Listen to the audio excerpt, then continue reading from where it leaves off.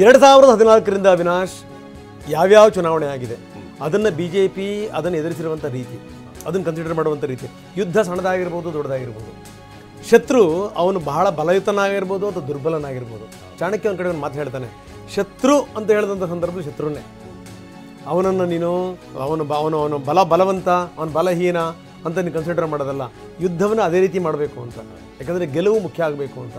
ಈಗ ನೀವು ಕಂಡಿರಂಗೆ ನೀವು ಮಹಾನಗರ ಪಾಲಿಕೆ ಚುನಾವಣೆಗಳಿಂದ ಹಿಡಿದು ಪಂಚಾಯತಿ ಚುನಾವಣೆಗಳ ತನಕ BJP ಮಾಡಿರುವಂಥ ರೀತಿ ಅದು. ಆದರೆ ಅದನ್ನೇ ವಿಪಕ್ಷಗಳಲ್ಲಿ ನೋಡಿದಂಥ ಸಂದರ್ಭದಲ್ಲಿ ಆ ಕೊರತೆ ದೊಡ್ಡ ಮಟ್ಟದಲ್ಲಿ ಇದು ಕಾಣುತ್ತೆ. ನಾಯಕರುಗಳೇ ಪತ್ತೆ ಇರಲ್ಲ, ಬಂದು ಮಾತಾಡುವಂಥವ್ರು ಇರಲ್ಲ, ಮಾತಾಡಿದ್ರು ಹಿಂಗೆ ಒಂಥರ ಎಪರ ತಪರ ಮಾತಾಡೋದು, ಜನಗಳಿಗೆ ಏನು ಮುಟ್ಟಿಸ್ಬೇಕು ಅದನ್ನು ಬಿಡೋದು, ಬೇರೆದನ್ನು ಮಾತಾಡೋದು. ಸೊ ಇದು ಈಗ ನೋಡಿ, ಇದು ಯಾಕೆ ಇಷ್ಟೊಂದು ಗೆಲುವು ಬಂತು? ವಿಪಕ್ಷಗಳು ಬೇಕಾದ್ದನ್ನು ಹೇಳ್ಕೊಳ್ಳಿ, ಗೆಲುವಿನ ಹಿಂದೆ ಇರುವಂಥ ಶ್ರಮ. PM ಮೋದಿ ಬ್ರ್ಯಾಂಡ್ ಜೊತೆಗೆ ಏನಂದ್ರೆ ಅಮಿತ್ ಶಾ ಕೂತು ಅಲ್ಲಿ ಮಾಡಿರುವಂಥ ತಂತ್ರ. ಬರೀ ಪ್ರಹ್ಲಾದ್ ಜೋಶಿ ಮಾತಾಡ್ತಾ ಇದ್ದಾರೆ ನೋಡೋಣ. ಬಿಹಾರದ ಮತದಾರ ನರೇಂದ್ರ ಮೋದಿ ಅವರು ಮತ್ತು ನಿತೀಶ್ ಕುಮಾರ್ ಅವರ ನೇತೃತ್ವಕ್ಕೆ ಸ್ಪಷ್ಟ ಜನಮನ್ನಣೆಯನ್ನು ಕೊಟ್ಟಿದ್ದಾರೆ. ಏನು ನಕಾರಾತ್ಮಕವಾದಂಥ ರಾಹುಲ್ ಗಾಂಧಿಯ ಧೋರಣೆಗಳಿದ್ದಾವೆ, ಅದನ್ನು ಸ್ಪಷ್ಟವಾಗಿ ಜನ ತಿರಸ್ಕರಿಸಿದ್ದಾರೆ. ತೇಜಸ್ವಿ ಯಾದವ್ ಅರ್ಥಾತ್ ಲಾಲು ಯಾದವ್, ರಾಬ್ಡಿ ದೇವಿ ಇವರ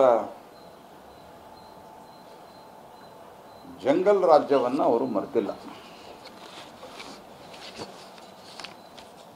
ಜಂಗಲ್ ರಾಜ್ಯವನ್ನು ಮರೆಯದೆ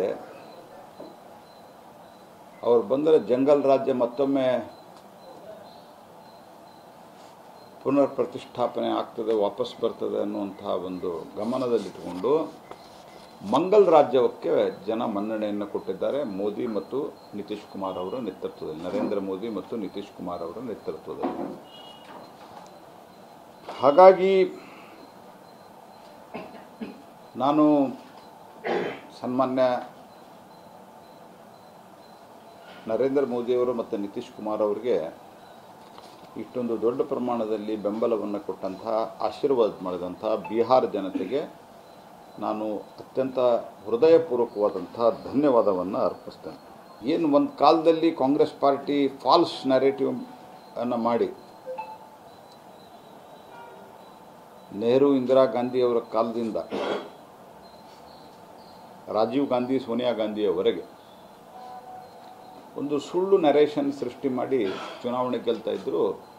ಜನ ಡೇಸ್ ಟು ಕಮ್ ಭಾರತದ ಪ್ರಜಾಪ್ರಭುತ್ವವನ್ನು ಗಟ್ಟಿಗೊಳಿಸಿ ಸ್ಪಷ್ಟವಾಗಿ ಅರ್ಥ ಮಾಡಿಕೊಂಡರು. ಈ ರೀತಿಯ ನಕಾರಾತ್ಮಕವಾದಂತಹ ಧೋರಣೆಯಿಂದ ದೇಶ ಮತ್ತು ರಾಜ್ಯವನ್ನು ಮುನ್ನಡೆಸಲಿಕ್ಕೆ ಸಾಧ್ಯ ಇಲ್ಲ ಅನ್ನುವಂಥದ್ದನ್ನು ಸ್ಪಷ್ಟವಾಗಿ ಅರ್ಥ ಮಾಡಿಕೊಂಡಿದ್ದಾರೆ. ರಾಹುಲ್ ಗಾಂಧಿಯವರ ಬಹುಶಃ ಸೋಲಿನಲ್ಲಿ ಶತಕ ಇದೆ ಅಂತ ನಾನು ಅಂದ್ಕೊಂಡಿದ್ದೀನಿ. ಇದು ಸೋಲಿನ ಶತಕ. ಅವರು ಜನರನ್ನ ದಾರಿ ತಪ್ಪಿಸಿ ಜನರ ವ್ಯವಸ್ಥೆ ವಿರುದ್ಧವೇ ಒಂದು ಪ್ರಚೋದನೆ ಕೊಡುವಂಥ ಕೆಲಸ ಮಾಡಿದರು. ಜನ ಒಂದು ನಯಾ ಪೈಸಾದಷ್ಟು ಸ್ವೀಕಾರ ಮಾಡಿಲ್ಲ. ಅವ್ರು ನೋಡ್ರಿ ಅಲ್ಲಿ ಹೋಗಿ ಹೇಳಿದರು ಓಟ್ ಚೋರಿ ಏನು ಒಂದು ಜನ people have just rejected it.